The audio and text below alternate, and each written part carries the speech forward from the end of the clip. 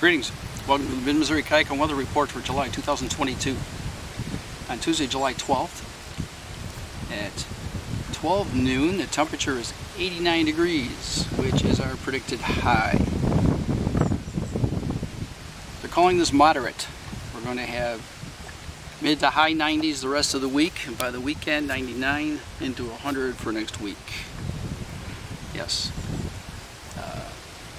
Haven't had much rain. Had a downpour a few days ago, but you know, nothing since then. So yeah, we're still in that old drought.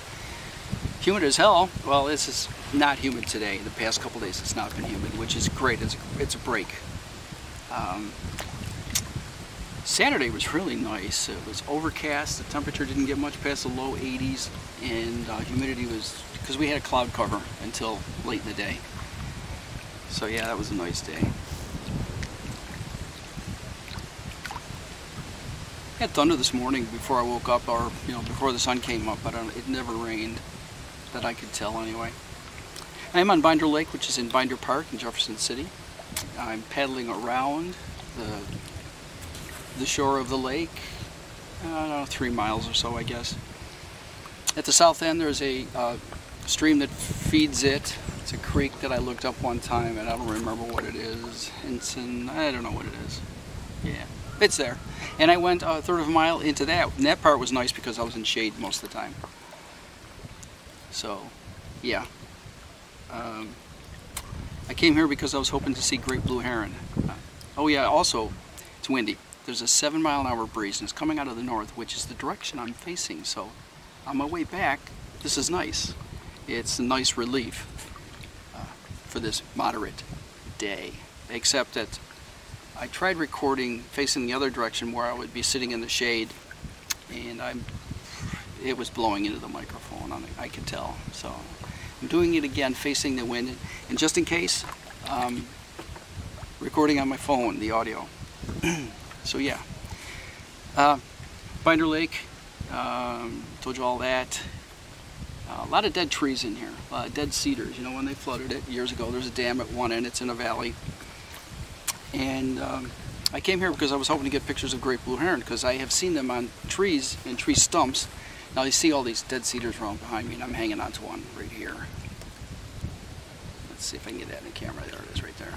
Yeah, but sometimes you'll see them sitting on the stumps, or there's one that sticks out at an angle for about 8 feet, and I've seen heron on that. And I actually did see one on a stump, and about 150 feet away was a motorboat just sitting there with a kayak next to it. Well, that was the Parks Department. And the thing is, today they brought, and maybe that's what they're doing during the summer, brought a busload of kids here, and a good dozen or more were sitting under a shade tree, all with life jackets on, and the other half of them were out on the water on paddle boards and kayaks, a good dozen or more. And they were raucous, they were noisy. And so I paddled away from them, and then I got to where that heron was standing on the stump, and the motorboat was just sitting 150 feet away, and it didn't seem to mind. So I was paddling slowly closer so I could get some pictures, and I really didn't get close enough. And then when I got like within 100 feet, the motorboat decided it was going to go back. Maybe it was the end of the shift for those kids, and instead of just heading back to the boat launch, it started up and made a loop around that tree stump, so the heron flew away. So I didn't get any close photos. I got a video of it flying away, so there is that.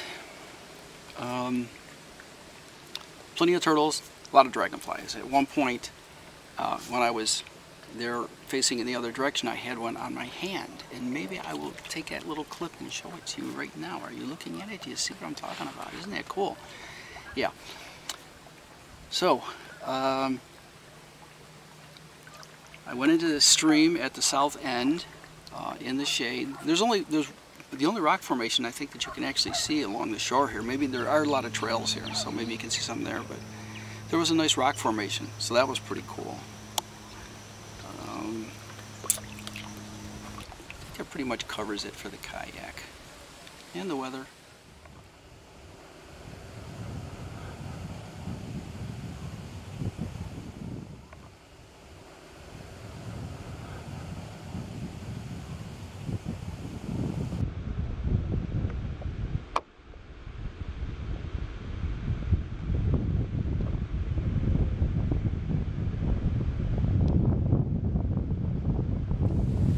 So, news. Well, last month I talked about going to Bell, Missouri, which is 60 miles away, for a poetry reading, where I actually was a featured reader. And then Gumbo Bottoms a couple nights later, where I also was the featured reader. That went well, and so we did it again this month. These cobwebs, spider webs.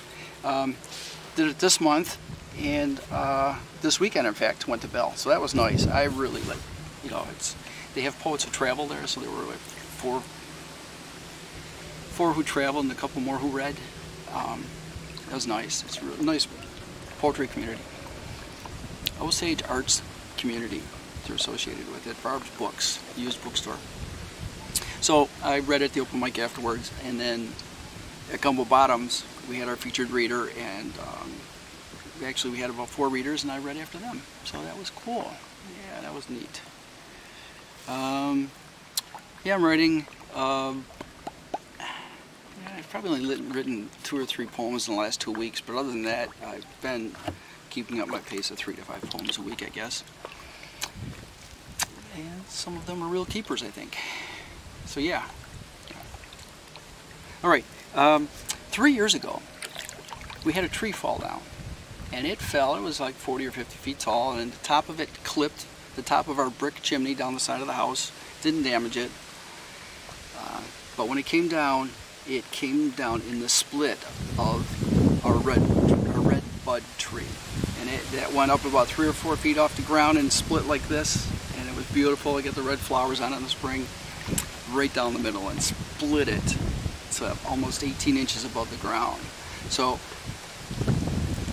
this was just last week of August. It was just before going to Alyssa's and Reed's wedding, and you know, I was like, I have to take care of this. So I got an electric chainsaw, cut it all up, and even the red bud.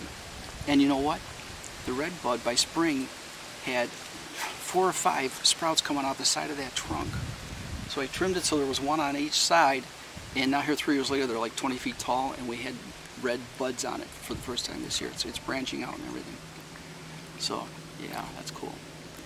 So a neighbor living about a block away diagonally, basically, we would drive by and see racks next to his driveway with cordwood, you know, split firewood, plus sometimes in his pickup truck. So I figured, well, that's what that guy does. So I went and checked him out, and I said, hey, you want some free wood? So he brought his pickup truck over, and we loaded it in.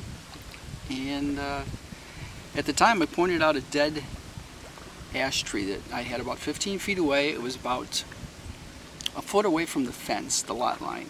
And the hill is like this, and the tree is like standing there. And been dead for a while. You can see the emerald ash borer tunnels along the side of it. And he says, yeah, it looks like ash. If you want some help taking it down, you know, I can do that. I can help you out. But I didn't want to deal with the stump sticking there, you know, and so I just kind of kept putting it off. Well, what it got? It got horizontal. This spring, it started leaning, you know, the hill, and you could see the gap uphill on the uphill side by the roots. You could see how it was kind of lifting, and this week it fell. That's right, it fell, and it just nicked an oak tree about 50 feet away. Took some leaves down, and that was it. You know, some tiny twigs. That was it. And even though it was a foot away from the fence line, I could see that in the lean to it, that it was leaning away from the fence as it was leaning downhill. So that worked out well. So got the electric chainsaw.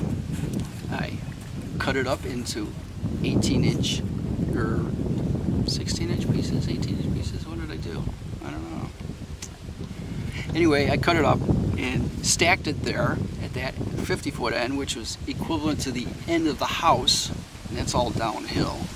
Carried those down there, stacked them, then put them into a wheelbarrow and wheeled them up along the side of the house, which is going uphill again, to the driveway, and there's a brick wall leading to our garage, which is actually the basement. There's a brick wall there, and I stacked them all up there. So I'm going to call him, or stop by and see him this week, and see if he wants that firewood. Hopefully he does. It's really solid in the center. Maybe the outer inch of some of it is getting softer from being old. So we'll see if he wants it. If not, I'm going to have to split it myself, and I'm looking forward to doing that, because the yard waste site will only take limbs up to 6 inches in diameter. So, yeah. And you know what? I counted the rings. If I counted them right, it's blowing. It wants to turn me, so you're going to get wind on the camera. I counted the rings. If I counted them right, there are 90 of them, 90 years old. So that is pretty cool. Yeah. I think that's it. I don't think I have anything more to babble on about. So I'm going to stop talking. This has been your Mid-Missouri Kayak and Weather Report for July 2022. Ciao, folks, and vlog on.